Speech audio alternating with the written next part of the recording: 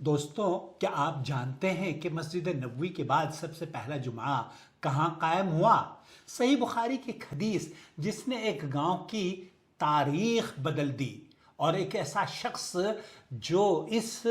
ہندوستان میں بہت بڑی جماعت کا امیر اور قائد ہے، اس شخص نے کس طریقے سے اس حدیث سے سبق لیا اور ایک تاریخ رقم کری۔ آپ دیکھ رہے ہیں نور ٹی وی جدہ اور میں ہوں آپ کا دوست، آپ کا ہوسٹ محمد عاقل، جدہ سے، مملکت سعودی عرب۔ اگر میں آپ سے پوچھوں کہ مسجد نبوی کے بعد اسلام میں سب سے پہلا جمعہ کہاں قائم کیا ہوا ہوگا تو آپ کے ذہن میں بہت سارے سوالات آئیں گے۔ طائف میں ہوگا، جدہ میں ہوگا، مکہ مکرمہ میں ہوگا، مدینہ کے بعد قریب ہی بدر ہے، قریب ہی ینبو ہے، وہاں قصیم یا سعودی عرب کے وہ علاقے جو آپ کے ذہن میں آئیں گے، وہ شاید آپ کا ذہن ان شہروں میں جا کر گھومنا شروع کر دے، لیکن صحیح جواب سن کر آپ حیران رہ جائیں گے۔ وہ جمعہ بحرین کے علاقے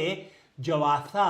یا جواسا کا جو لفظ ہے، یہ میں اپنی طرف سے نہیں کہہ رہا ہوں، صحیح بخاری کی روایت، اور یہ مجھے آج، چونکہ آج جمعہ ہے، کل میں نے آپ کی خدمت میں ایک ویڈیو پیش کی ہے جس کا عنوان تھا کہ مدینہ منورہ میں سب سے پہلا مبلغ دین اللہ کے رسول صلی اللہ علیہ وسلم نے ہجرت سے پہلے کسے بھیجا تھا۔ آج اسی نوعیت کی ایک دوسری کڑی آپ کی خدمت میں پیش کروں گا، کیونکہ آج جامع مسجد پر میں نے ریاض العلوم میں جمعہ پڑھا اور وہاں فضیلت الشیخ اصغر علی سلفی حفظہ اللہ سے ملاقات ہوئی، جو مرکزی جماعت اہل حدیث ہند کے امیر محترم ہیں۔ اللہ رب العالمین ان کا سایہ تادیر جماعت کے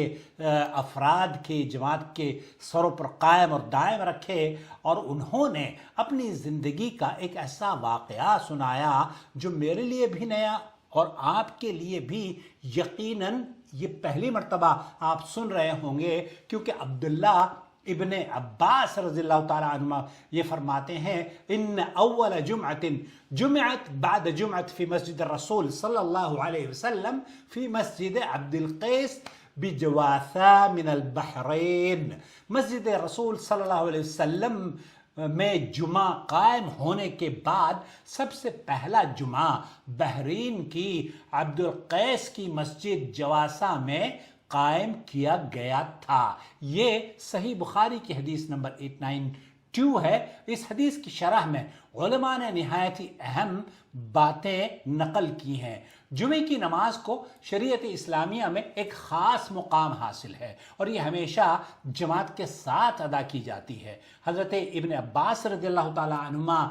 کہ اس حدیث سے یہ معلوم ہوتا ہے کہ مسجد نبوی میں جمعہ قائم ہونے کے بعد خطبہ اور جمعے کی تمام شرائط کے ساتھ سب سے پہلا جمعہ قبیلہ عبد القیس کی مسجد جواسا میں قائم ہوا، جو اس زمانے میں بحرین کے علاقے میں مشہور تھا۔ یہاں ایک تاریخی وضاحت بھی بے حد ضروری ہے۔ اس زمانے میں بحرین صرف موجودہ ملک بحرین کو نہیں کہا جاتا تھا، بلکہ اس سے وہ پورا خطہ مراد لیا جاتا تھا، جس میں آپ کا بحرین بھی آتا ہے اور سعودی عرب کا بھی بہت سا حصہ، جیسے کہ الاحساء، قطیف اور دمام کا جو ایسٹرن علاقہ ہے، ایسٹرن سعودی عرب کا علاقہ ہے، اس کو شامل کیا جاتا تھا۔ آج تاریخی مسجد جواسا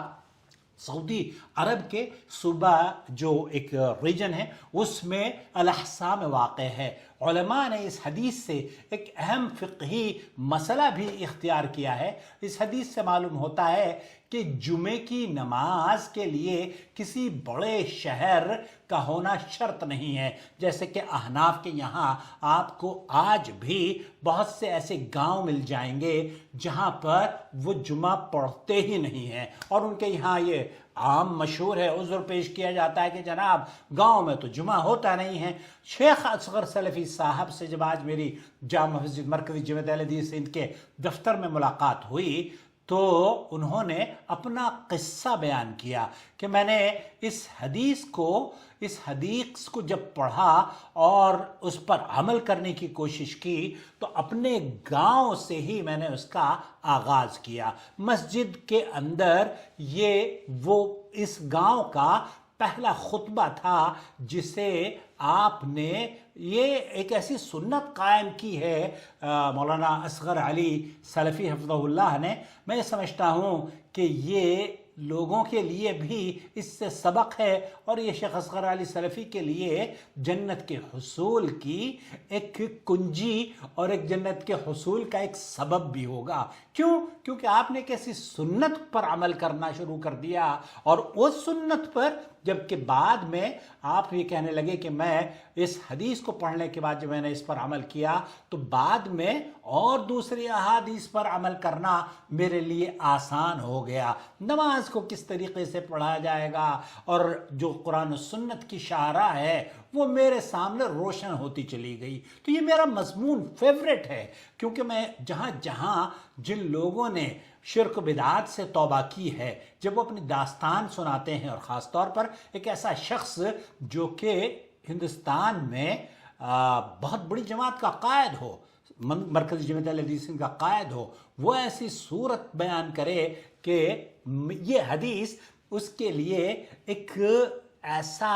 ایک ایسی ذہن سازی کر گئی کہ ایک تو گاؤں کی تاریخ رقم ہو گئی, وہاں پہلی مرتبہ خطبہ ہوا اور پھر آج تو بہرحال اس گاؤں میں اپنی اور غیروں کی بہت ساری مساجد قائم ہو چکی ہیں, بلکہ آج تو دیکھا دیکھی دیوبندی حضرات یا احناف نے بھی بہت سارے گاؤں میں نمازیں پڑھنا شروع کر دی ہیں. تو یہ کریڈٹ جاتا ہے اللہ کے رسول صلی اللہ علیہ وسلم نے جب اس حدیث کو امام بخاری نے نقل کیا تو اس سے بہت سارے لوگوں کے فائدے ہوئے ہیں. انہوں نے فرمایا کہ جب انہوں نے صحیح بخاری کی حدیث پڑھی کہ مسجد نبوی میں سب سے پہلا جمعہ ایک گاؤں میں قائم ہوا تھا اس کی مسجد نبوی کے بعد, تو ان کے دل میں یہ بات اثر کر گئی. اگر صحابہ کرام رضی اللہ عنہم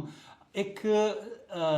چھوٹی سی جگہ گاؤں میں جمعہ قائم کر سکتے ہیں تو پھر ہمارے گاؤں میں اس سنت کو زندہ کیوں نہیں کیا جا سکتا, اس کے معنی کیا رکاوٹ ہو سکتی ہے. چنانچہ انہوں نے اس حدیث کو دلیل بناتے ہوئے اپنے گاؤں میں جمعے اور خطبے کا آغاز کیا اور لوگوں کو بتایا کہ شریعت کی بنیاد علاقے, رسم یا موروثی روایات پر نہیں بلکہ قرآن اور سنت کی صحیح دلیل پر ہوا کرتی ہے. شیخ حفظہ اللہ فرماتے ہیں کہ یہی وہ حدیث تھی جس کی وجہ سے ان کے گاؤں میں سنت کے مطابق